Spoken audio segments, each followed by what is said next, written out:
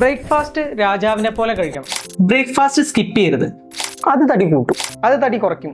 ഇതുപോലുള്ള ഡയലോഗ്സ് നമ്മൾ ഒരുപാട് കേട്ടിട്ടുണ്ട് അല്ലേ?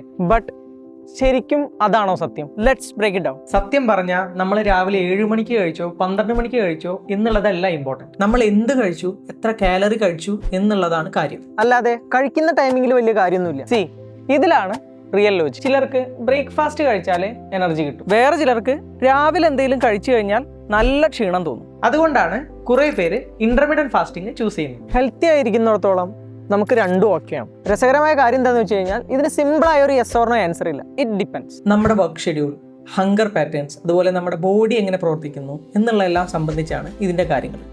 ഇതെല്ലാം ഡിഫറെൻ്റ് ആണ്. So stop following strict rules. നിങ്ങൾക്ക് രാവിലെ ഭക്ഷണം കഴിച്ചാലാണ് എനർജി കിട്ടുന്നതെങ്കിൽ നിങ്ങൾ ഭക്ഷണം കഴിക്കണം. അതല്ല, നിങ്ങൾക്ക് ഫാസ്റ്റിംഗ് ആണ് കംഫർട്ടെങ്കിൽ പ്രൊസീഡ്. റൂൾസിനെയല്ല, നമ്മുടെ ബോഡിയാണ് ശ്രദ്ധിക്കേണ്ടത്.